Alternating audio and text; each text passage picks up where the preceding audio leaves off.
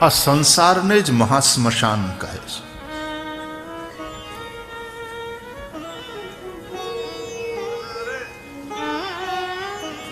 સ્મશાનમાં ભૂતડા રે, આ બધા ભૂત જ છે. હા, ભૂત માત્ર એટલે પ્રાણી માત્ર એવો અર્થ થાય ને. પ્રાણી માત્ર, ભૂત માત્ર. અંગે ભસ્મ સ્મશાનની ચોળી અને સંગે રાખો સદા ભૂત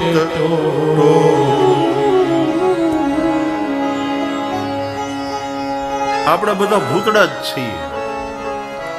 સ્મશાનમાં ભૂત રહેતા હોય. આ સંસાર મહાસ્મશાન છે.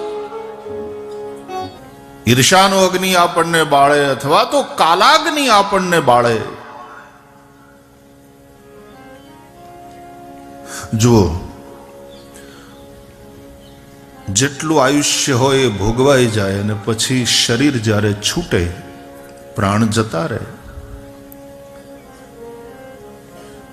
પછી એ મૃત શરીરને એને સળગાવવું પડે, એના દાહ સંસ્કાર થાય.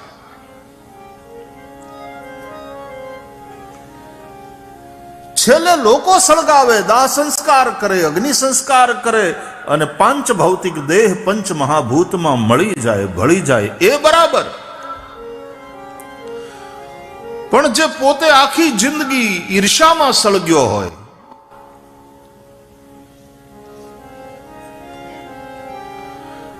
અને છેલ્લે તો પછી દાહ સંસ્કારની ખાલી વિધિ માત્ર કરવાની રહે, બાકી તો એ સળગી જ ગયેલો.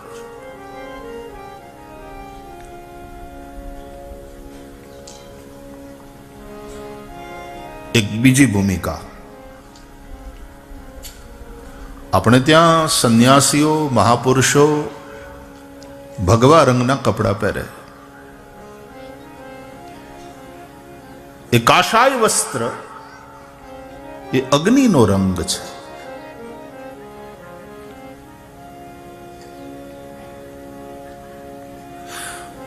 સંન્યાસી થયા પછી, સંન્યાસ લીધા પછી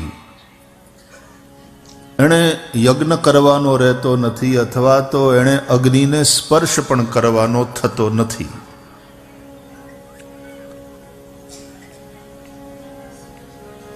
અને એટલા માટે આપણે ત્યાં સંન્યાસી મહાપુરુષનું શરીર જ્યારે શાંત થાય ત્યારે એના દાહ સંસ્કાર નથી, કાં એની ભૂ સમાધિ, કાં એની જલ સમાધિ. કેમ? આપણી સંન્યાસ પરંપરા એમ કહે છે કે સંન્યાસ દીક્ષા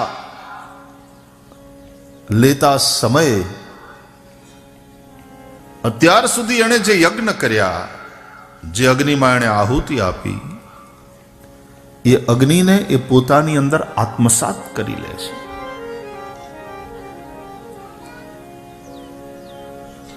સંન્યાસીનું પોતાનું શરીર અગ્નિમય છે. જ્ઞાની પુરુષ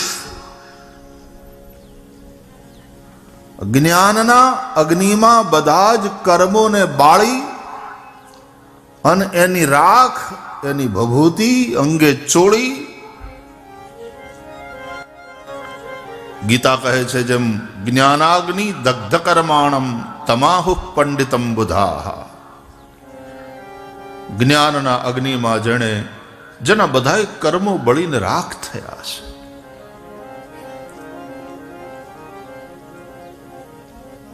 બુદ્ધિમાન પુરુષો એને પંડિત કહે છે. પંડિત આને કહેવાય, જ્ઞાનના અગ્નિમાં જેના બધા કર્મો બળીને રાખ થયા છે. ભસ્માંતમ ઇદમ શરીરમ, भस्मांत है यह शरीर, एक न एक दिन शरीर जलकर राख होने वाला है. કાલાગ્નિમાં તો આપણે કહ્યું મેં એમ બધા બળીએ જ છીએ. એમાં પાછી જો આપણી ભૂમિકા નિકૃષ્ટ હોય તો માણસ ઈર્ષામાં બળે, અદેખાઈમાં બળે.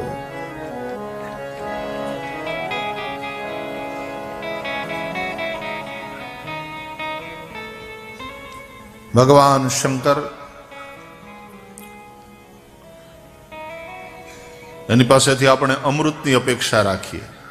એણે પોતે કંઠમાં વિષ ધારણ કર્યું. ભાલે તિલક અને તિલક એટલે ભસ્મનું ત્રિપુંડ. આજ ભસ્મના ત્રિપુંડ. ભાલે તિલક હોરિઝોન્ટલ શૈવ પરંપરામાં અને વર્ટિકલ તિલક વૈષ્ણવ પરંપરામાં. આમ હોરિઝોન્ટલ શૈવ પરંપરા.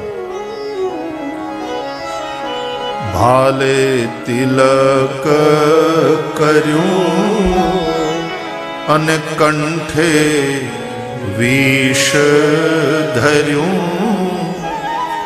અમને અમૃત આપો, દયા કરી શિવ દર્શન આપો. સંસારના વિષને પોતાના કંઠમાં ધારણ કરીને સંસારને અમૃત પાનારા દેવ નહીં મહાદેવ છે.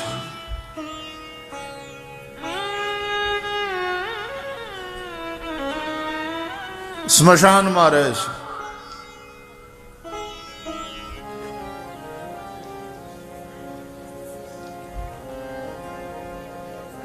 ભગવાન શંકર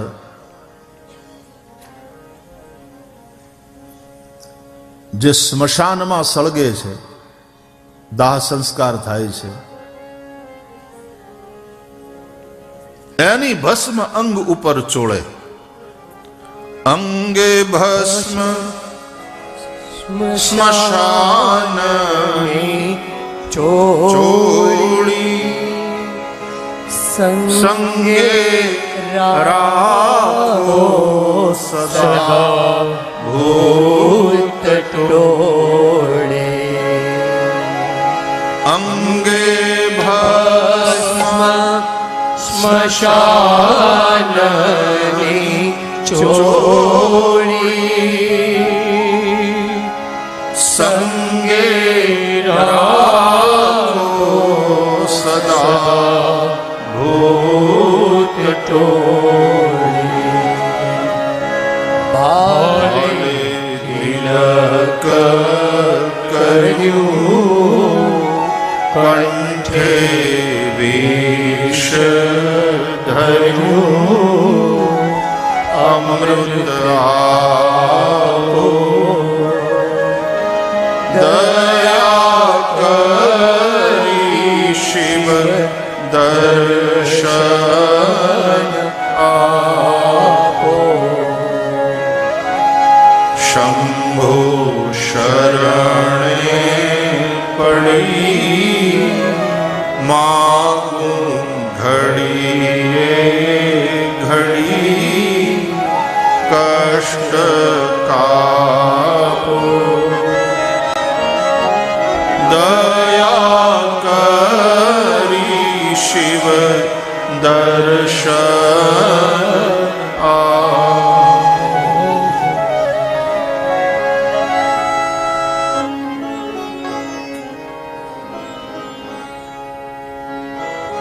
ભગવાન શંકરના અનેક નામ. શંકરજીના નામમાં વૈવિધ્ય, હનુમાનજીના નામમાં વૈવિધ્ય મળે તમને. રાધા કૃષ્ણ મંદિર તો રાધા કૃષ્ણ મંદિર, સામાન્ય રીતે એમ કે લક્ષ્મીનારાયણ મંદિર. પરાંબા ભગવતી હોય, ભગવાન નારાયણ હોય, ભગવાન શિવ હોય, એના પણ કેટલા વૈવિધ્ય પાછા. ખોડિયાર માં, અંબા માતા, વાઘેશ્વરી માતા, દુર્ગા માતા, પાર્વતી, કાલી, સરસ્વતી, કેટલા રોગ. હનુમાનજીના કેવા કેવા નામ. સંકટ મોચન હનુમાન, રોકડિયા હનુમાન, કેમ્પ હનુમાન, કેમ્પમાં હોય.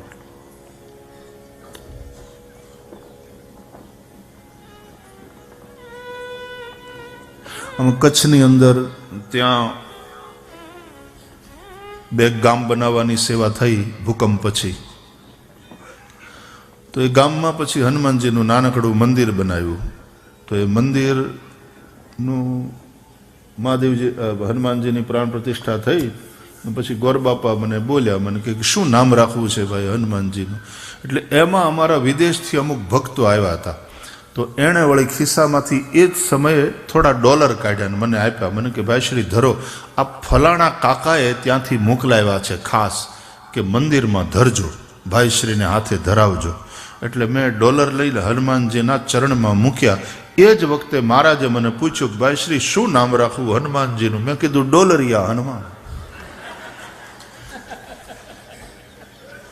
બરાબર એ જ સમયે હનુમાનજીએ ઉજાડ્યું. મને આ ડોલર સૌથી પહેલી વહેલી જે ભેટ હનુમાનજીના ચરણમાં આવી એ ફોરેન કરન્સી આવી. બોલો, નનકુડા એવા ગામમાં. મેં કીધું આ ડોલર આવ્યા સૌથી પહેલા વહેલા હનુમાનજીના ચરણમાં, એટલે આપણે નામ રાખો ડોલરિયા હનુમાન. તો આજે ડોલરિયા હનુમાન કહેવાય. ગીરના જંગલમાં અમે ફરતા હતા, એમાં એક બાજુ નાનકડું એવું મંદિર જોયું જંગલમાં. એટલે ત્યાં સરસ મજાનો નદી કિનારો, ગાડીઓ ઊભી રાખી. તો ઉતર્યા, મહાદેવજીના દર્શન કરવા ગયા. ત્યાં નનકુડી મઢીમાં કોઈ બાવજી રહેતા હશે, પણ ગયા હતા બહાર, કોઈ હતું નહીં.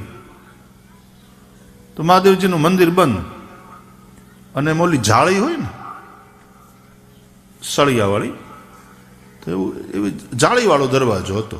એટલે આમ મંદિર બંધ પણ જાળીવાળો દરવાજો, એટલે જાળીમાંથી તમે મહાદેવજીના દર્શન કરી શકો.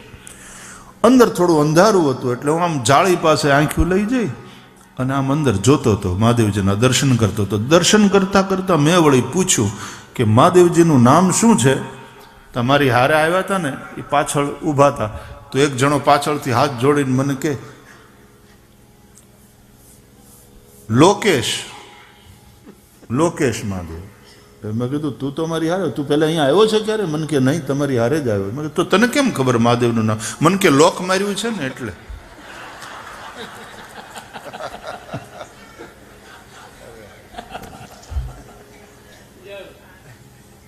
તો આપણે ત્યાં મહાદેવજીના ઘણા બધા વિવિધ નામો છે. એમાં જેમ સોમનાથ છે, કોટેશ્વર છે, લોકનાથ છે, એમ વિશ્વનાથ છે કાશીમાં, એમ પશુપતિનાથ નેપાળમાં, કાઠમંડુ જાઓ ને તમે, પશુપતિનાથ. તો મહાદેવ પશુપતિ છે. પશુપતિ કેમ? એ ગાયું ભેહું ઘેટા બકરા રાખે છે, એ બધાના પતિ છે એમ નહીં. મહાદેવ પશુપતિ છે, પશુના પતિ. પશુનામ પતિમ પાપનાશમ પરેશમ.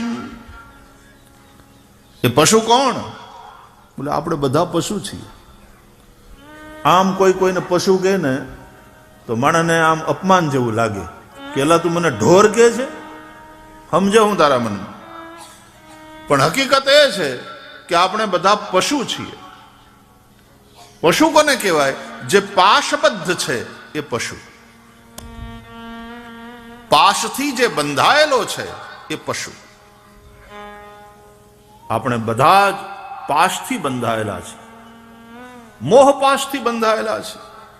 આપણને પરિવારમાં મોહ, આપણને પૈસામાં મોહ, આપણને પદનો મોહ. અને શાસ્ત્રો તો એવું કહે છે, આશા પાશ શતૈર બધા.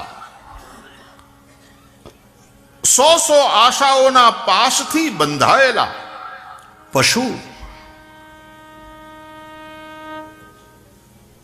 અને એવા આપણે બધા પશુ, એનો નાથ એ પશુપતિનાથ.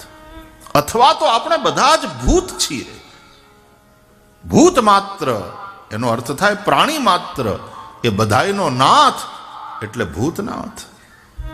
તો મહાદેવજીના આવા અનેક વિવિધ નામો છે. તો સંસાર महाश्मशान છે. वैसे देखो तो हम हर पल मर रहे हैं.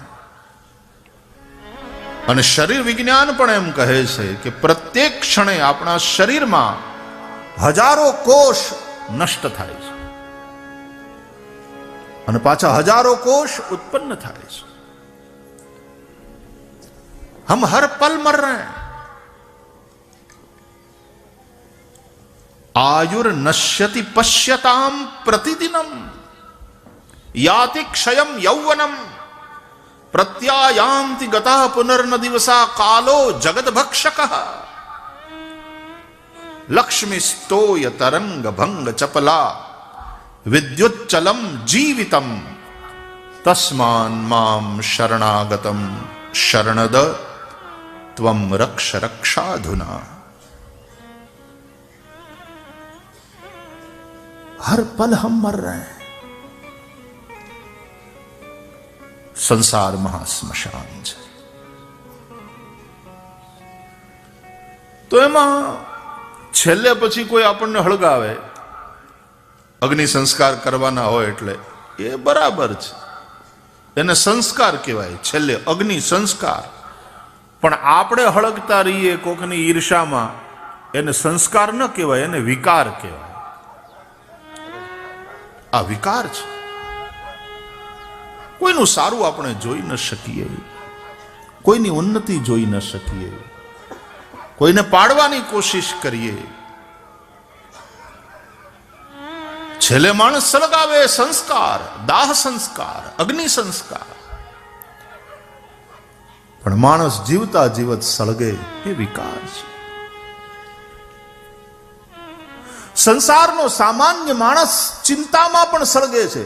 ચિંતા ચિતા સમાન છે, ચિંતામાં સળગે છે. માત્ર જો કાપૂસ બનીને રહેશો, રૂ હળગી જશો. તમારે જો પ્રગટ થવું હોય, તમારે જો પ્રકાશવું હોય, તમારે જો તમારી આજુબાજુના સંસારને આલોકિત કરવો હોય, તો પેલા કરુણાથી થોડા પલળો.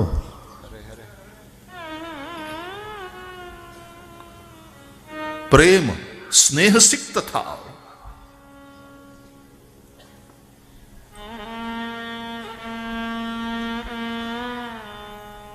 તો પેલી ચિનગારી, તો પછી કોઈ અગ્નિ, માચિસથી કે મીણબત્તીથી, એ તમને સળગાવશે નહીં, એ તમને પ્રગટ કરશે. ઓમ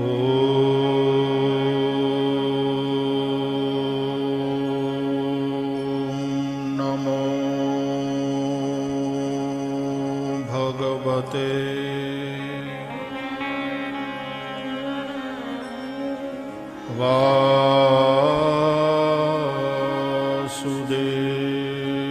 વાસુદેવાય.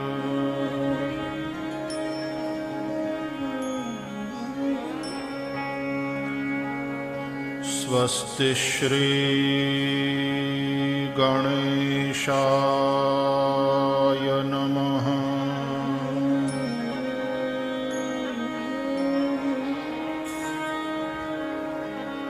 શ્રી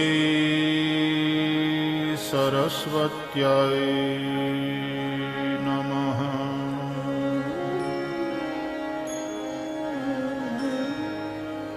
શ્રી ગુરુભ્યો નમઃ.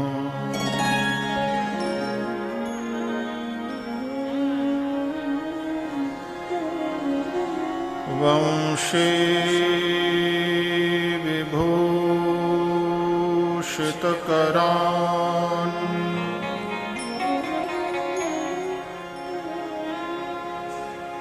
નવનીરદાભાત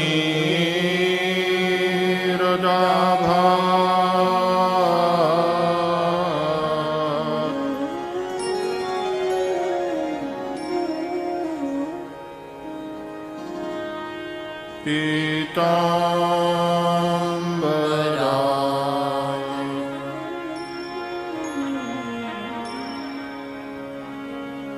અરુણબિંબફલાધરોષ્ઠા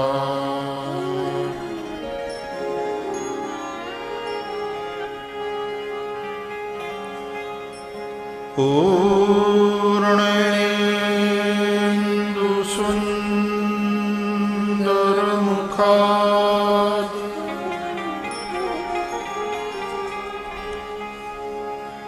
અરવિંદનેત્રા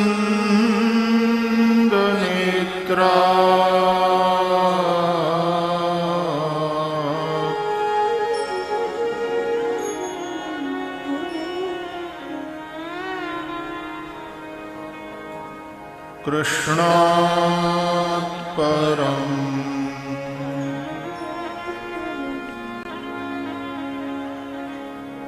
કિમપિ તત્ત્વમહં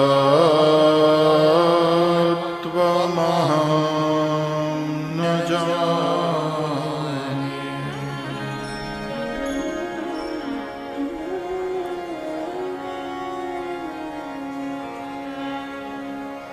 કૃષ્ણાત સ્વદીયપદપંકજપંજરાન્તે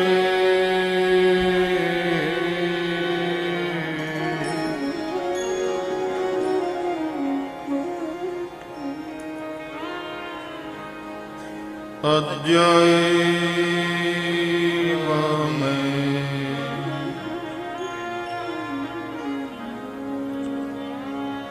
વિશતુ માનસરાજહંસઃ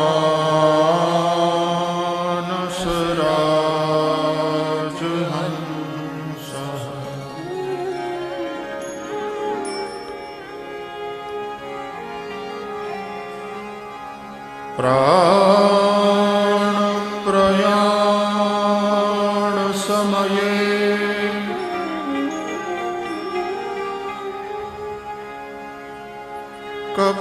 કફવાત પિત્તયે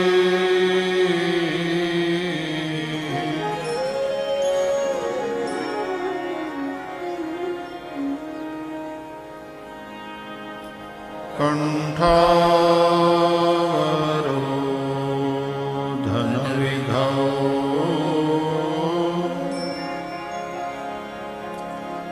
સ્મરણં કુતસ્તે.